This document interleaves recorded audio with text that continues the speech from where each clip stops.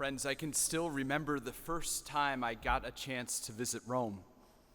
I was in absolute awe as I walked into St. Peter's for the first time, toured the Vatican museums, and finally got to see the Sistine Chapel with its beautiful frescoes on the ceiling and on its walls.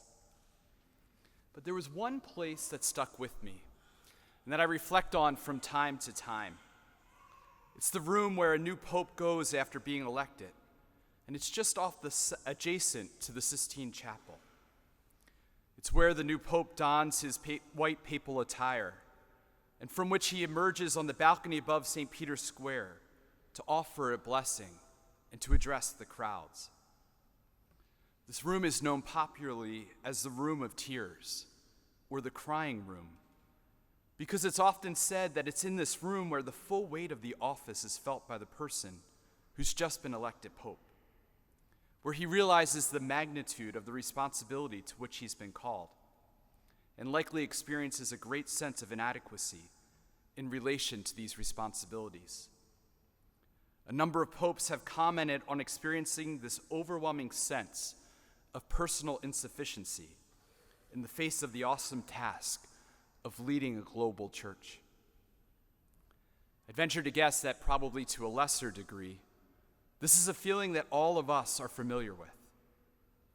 Personally, I felt this sense of inadequacy when I've been asked to serve in various roles as a university administrator, wondering if my gifts and my experiences were enough to meet the different demands that I would be asked to confront. Perhaps even more than this, I remember the day that I was ordained as a priest in the Congregation of Holy Cross, right in front of this altar. I'll never forget the moment when the magnitude of the ministry to which God was calling me hit me. And I admit that there were moments where I wondered if I was truly up to the task. My friends, our readings today speak into these experiences of inadequacy that all of us have, whether in a job, in the classroom, or on an athletic field. Our readings speak of two widows who, having very little, trusted that if they gave what they had, God would provide the rest. Our first reading describes an Old Testament interaction between the widow and the prophet Elijah. This woman is unnamed. She was in a precarious position, being a widow and a mother in a patriarchal society. She had very few resources at her disposal and was in an even more difficult situation because there had been a drought for some time. She had a son to feed. So when Elijah asked her for a bit of bread, we can almost hear the desperation in her reply. As the Lord your God lives, I have nothing baked. There is only a handful of flour in my jar and a little oil in my jug. Just now I was collecting a couple of sticks to go in and prepare something for myself and my son. When we have eaten it, we shall die. But Elijah, who God had called in this moment to minister to this woman, responded, "Do not be afraid. You can trust in God's word when he says, 'The jar of flour shall not go empty, nor the jug of oil run dry.'" The woman did as the prophet asked, and she was able to eat for a year, and Elijah and her son as well. The jar of flour did not go empty, nor the jug of oil run dry, as the Lord had foretold through Elijah. In the gospel, Jesus tells us a similar story of a widow who, having very little, gives everything she has as alms to be given to the poor. In the grand scheme of things, it's not very much.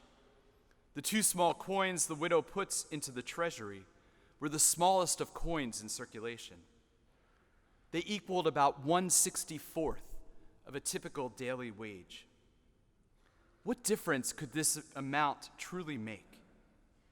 But this woman is not held up as a model because of how much she gave objectively or in comparison to others, but because where others gave out of their abundance and their surplus, she gave from her poverty and contributed all she had, her whole livelihood. Like the widow in our first reading, she gave what little she had at God's call and trusted that God would take this scarcity and turn it into abundance. My friends, you might have guessed that these readings are not really about oil or flour or money.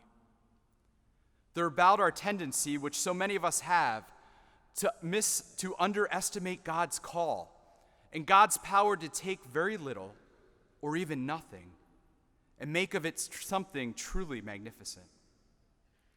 Friends, we can even underestimate our own identity as beloved children of God. The constitutions for the Congregation of Holy Cross put it this way: we wish to abandon all to follow Christ. We learned in time that we still had it within ourselves to hold back. We wish to be wholehearted, yet we're hesitant. Still, like the first disciples, we know that he will draw us along and reinforce our loyalties if we yield to him. How many times do each of us hesitate when we hear God's voice, wondering if what we have can really be enough to meet the need that God has put before us? What are those things that make us hesitant? Those voices in our lives which tell us we're not enough, that we could not possibly have enough to offer to God, to our world, to those around us. When we turn inward and focus on our own limitations, we tend to forget that our God is a God who created sun and moon, earth and water, you and me, all out of nothing. We tend to forget that our God is a God who commands the seas and the winds, who led God's people out of slavery from Egypt, and who, in the fullness of time, sent his only Son so that we could be rescued from the slaveries and bonds of sin and even death. It's this God, Elijah's God, who overcame death itself, who calls to you and to me today. God does not demand a certain specified sum for us in order to act. Rather, God simply asks that we give what we have and trust God's creative and merciful love will take care of the rest and will complete and transfigure our offering. As the new vice president for student affairs here at Notre Dame, I'm often asked what my hopes are for our students and what's my number one piece of advice that I'd give our students here. One of the things that I would say to our students, and I think is important for all of us to hear, myself included, is that while our achievements and our gifts are important, our deepest identity can only be found in our identity as beloved children of God, a God who created us and calls us to himself. This call can intimidate us. We can worry perhaps if we're worthy.